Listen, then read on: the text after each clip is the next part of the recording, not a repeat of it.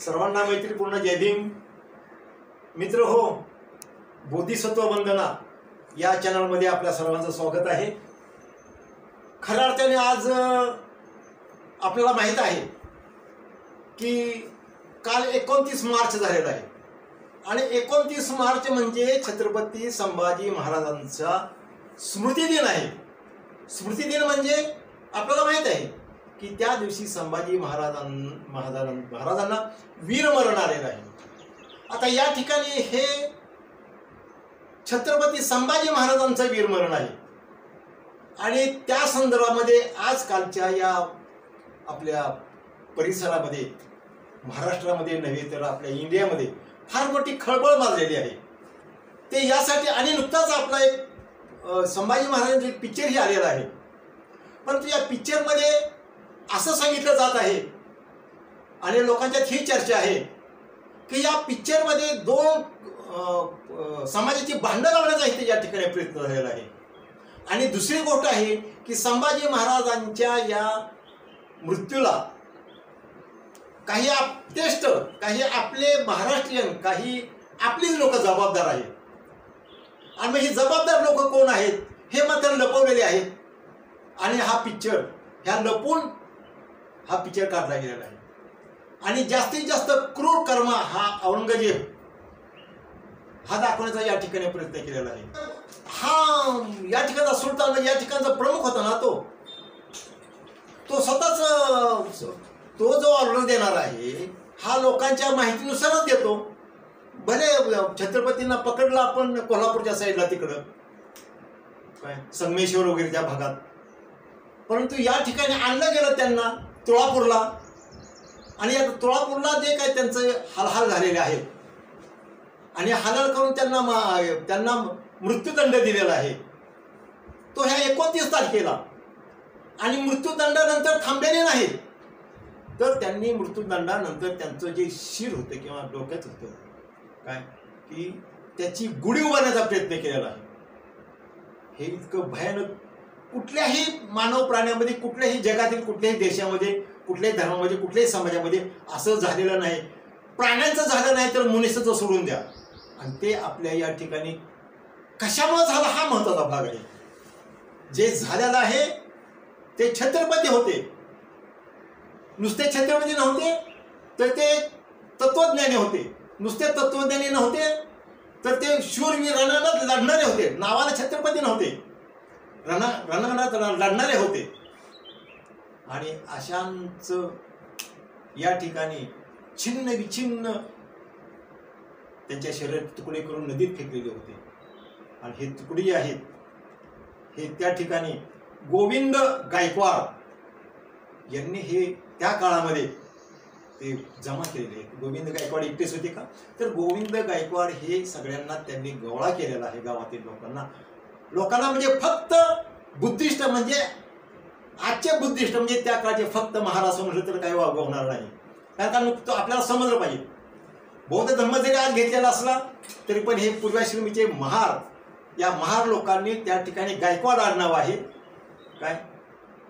आणि ह्या गायकवाड नावाच्या ह्या गोविंद गायकवाड यांनी लोकांना जमवलं आणि ते तुकडे गोळा केलेले आहेत, ते शिवलेले आहेत. आणि त्याला अग्नी दिलेला आहे. कुठं? आपल्या बुद्धिस्ट वस्तीमध्ये, आपल्या पूर्वी म्हटलं जाईल किंवा महारवाडा, अगदी महारवाड्यामध्ये तिथे दिले. आज सुद्धा संभाजी महाराजांची समाधी तिथं आहे. मित्र हो, आपल्याला हा सांगण्याचा मुद्दा हा आहे की आपण हा दिवस आता आपला गुढीपाडवा लगेच हा दिवस गुढीपाडव्याचा दिवस म्हणून साजरा केला जातोय. आज खऱ्या अर्थाने गुढीपाडवा आहे. काल 29 तारीख होती, आज 30 तारीख आहे. आणि बोधिसत्व वंदनेमध्ये आपल्याला या दिवसाचं महत्त्व म्हणण्यापेक्षा या दिवसाचा इतिहास सांगणं गरजेचं आहे. बऱ्याच लोकांना आम्हाला माहीत नाही. आणि आज सुद्धा त्यांच्या पाठीमागं कारस्थान ज्यांनी केलेलं आहे ते नामानिराळे आहेत. असं का होत आहे? शिवाजी महाराजांच्या बाबतीतही तेच झालेलं आहे. ताई महाराज प्रकरण तशाच प्रकारचं ताई महाराजांचं प्रकरण झालेलं आहे. म्हणजे दुसरे आपण जे या ठिकाणी अनेक जे ही झालेले आहेत छत्रपतीच्या राज्यामध्ये, हे अनेक अशा प्रकारचे काव्यबाजपणा हा कुणी केलेला आहे याचा थांगपत्ता आज लागत नाही. परंतु इतिहास त्याची साक्ष आहे. इतिहासात म्हणजे आपण पाहिलं तर त्या ठिकाणी अनेक संभाजी महाराजांचा एक मला सांगणं गरजेचं की समाजाचा एक मित्र होता, अगदी लहानपणापासूनचा, इतके लहान की मी जिथे दोघे तर खेळलेले आहेत. त्या मित्रांनी मात्र संभाजी महाराजांना शेवटपर्यंत साथ दिलेली आहे, आणि तो म्हणजे रायबा महार. रायबा महार हा एकटा आपलं सैन्य घेऊन रायबा महार तिथं लढलेला आहे, आणि शेवटी अर्थात त्यांचं 28,000 सैन्य, 28,000 लाखो सैन्य होतं, आणि या रायबा रायबाकडं हा फार थोडं सैन्य होतं. परंतु रायबा महार आणि संभाजी, तर रायबाचं आणि संभाजी इतकं जीवाचे कंठस्थ होतं की शेवटला रायबांनी त्यांना वाचवण्याचा खूप प्रयत्न केलेला आहे. रायबाचं पुस्तक आज खऱ्या अर्थाने बाजारात आलेलं नाही, पण जुनं पुस्तक आहे. आपण संग्राम पाटील आहेत की जे परदेशातून बोलतात आणि सांगतात, त्यांनी त्यांच्या ह्याच्यामध्ये एक पुस्तक, त्यांच्या ह्याच्यामध्ये पुस्तक दिलेलं आहे ते रायबाचं आणि संभाजीचं कशा प्रकारची दोस्ती होती, कशा प्रकारची मैत्री होती. नुसती मैत्रीच नाही तर मैत्री खातर, स्वराज्या खातर, आणि आपल्या राजाला वाचवण्यासाठी त्यांनी प्राणाची बाजी लावलेली आहे रायबाने. आणि ते पुस्तक आज सुद्धा उपलब्ध आहे मित्र हो. आणि असा दिवस आपण पाडवा म्हणून साजरा करतो हे फार चुकीचं असं वाटतं मला तरी. तो आपण वर्षाचा सुरुवातीचा दिवस साजरा केला जातो, गुढीपाडवा. हा आपण आपल्याच राजाचं, आपल्याच ह्याचं एवढं मोठ्या म्हणजे एवढं ज्याला आपण म्हणू की निगृण हत्या झालेली आहे असं म्हणलं तर चालेल, आणि त्यांचा दिवस आपण अशा प्रकारचा साजरा केला जातो हे फार वाईट आहे. तर हा जो दिवस आहे पाडव्याचा दिवस, हा आपल्या पराजयाचा दिवस आहे. आपला पराजय झालेला आहे, कारण आपल्या महाराजांना या ठिकाणी हे केलेलं आहे, सोळावर चढवलेलं आहे, आणि तो दिवस आपण अशा प्रकारे साजरा करणं हे बरोबर नाही. आणि म्हणून आज मी येण्याचं कारण हे आहे की संभाजी महाराज यांच्याबद्दल आपण ऋण व्यक्त करणं फार गरजेचं आहे. तर संभाजी महाराजांनी बुद्धभूषण हा ग्रंथ लिहिलेला आहे, स्वतः लिहिलेला आहे. हे लिहिणं हे एवढं सोपं आहे का? बुद्धांच्या वरती माहिती सांगत आणि बुद्धभूषण ग्रंथ लिहिणं हा एकच नाही, त्याचे अनेक असे ग्रंथ लिहिलेले आहेत, ग्रंथसंपदा आहे त्याची. म्हणजे संभाजी राजे हे बुद्धांना मानणारे, बुद्धांच्या विचाराने चालणारे, आचाराने चालणारे असे राजे होते.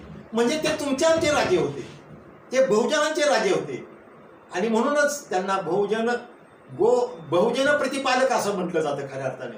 आणि बहुजन प्रतिपालक छत्रपती शिवाजी महाराजांनंतर छत्रपती संभाजी महाराज आहेत.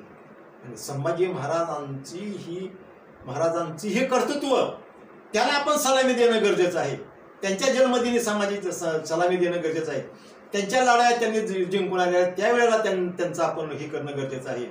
दुसरे संभाजी महाराजांचं एक महत्त्वाचं सांगतो, लहान तोंडी मोठा घास असं म्हणत भागवणार नाही. 9 वर्षाचे असताना आग्र्याला त्यांना शिवाजी महाराजांच्या बरोबर त्यांना आग्र्याला हे केलं होतं. आग्र्यावरून ते इथपर्यंत आलेले आहेत. 9 वर्षे शिवाजी महाराजांनी त्यांना तिकडून नेलं, त्या काळामध्ये नेलेलं आहे एवढ्या लहान वयामध्ये. आणि तिकडून येताना मात्र शिवाजी महाराज तिथं होते, ते इथं आले. तिथं जेव्हा तिथं राहिला, जेव्हाने शिवाजी महाराजांना पाठवलं वगैरे वगैरे, हा इतिहास तुम्हाला माहीत आहे. परंतु महत्त्वाचं म्हणजे संभाजी महाराज हे इतक्या लहानपणी असताना सुद्धा इतकं मोठं धैर्य त्यांनी दाखवलेलं आहे की एकटे राहणे म्हणजे त्यांच्याबरोबर आपले सरदार लोक होती, परंतु एकटेच ना, वडील नाहीत, आजी नाही, कोण नाही, आपले फक्त जवळचे काय सरदार महाराज होते ते. आणि या सगळ्यांनी ते इथं एक नंतर आलेले आहे. असे हे संभाजी महाराज, अशा संभाजी महाराजाचं स्मारक कसं पाहिजे, अशा संभाजी महाराजांना आपण कशा प्रकारे आपण प्रदर्शित केलं पाहिजे. ते काय दारोडे होते, बुद्धभूषण दारोडे बुद्धभूषण ग्रंथ लिहितो का कुठला? अजिबात नाही. एक शुद्ध धैर्याचे आणि ज्याला आपण म्हणू की वाघाला जाबडा फाडणारे अशी त्यांची ताकद होती. आणि अशा संभाजी महाराजांना आपण कॅनलवर पाहतो, की वाघाचा जबडा फाडता येतो. अशा संभाजी महाराजांना आपण आजच्या दिवशी आपण त्यांना सलामी देणं गरजेचं आहे, त्यांना मानवंदना देणं गरजेचं आहे. आणि त्यांच्या जयंतीच्या दिवशी त्यांना मोठ्या प्रमाणामध्ये आपण त्यांना प्रदर्शित आणणं गरजेचं आहे. त्यांच्या विजयाच्या दिवशी प्रदर्शित आणणं गरजेचं आहे. त्यांचं शौर्य आणण्याचं गरजेचं आहे. आणि त्याचबरोबर रायबाला सुद्धा तुम्ही आम्ही विचारता करणार नाही. मित्र असावा तर रायबासारखा, सरदार असावा तर रायबासारखा काय, आणि आपल्या राजाला साथ देणारा जर असावा तर रायबासारखा, अशा प्रकारचा रायबाला सुद्धा आपण विसरता कामा नये. तर आपण अशा प्रकारे या संभाजी महाराजांची जयंती मोठ्यापणात साजरी करूया त्यांच्या जयंतीच्या दिवशी. जय भीम, जय बुद्ध, जय भारत.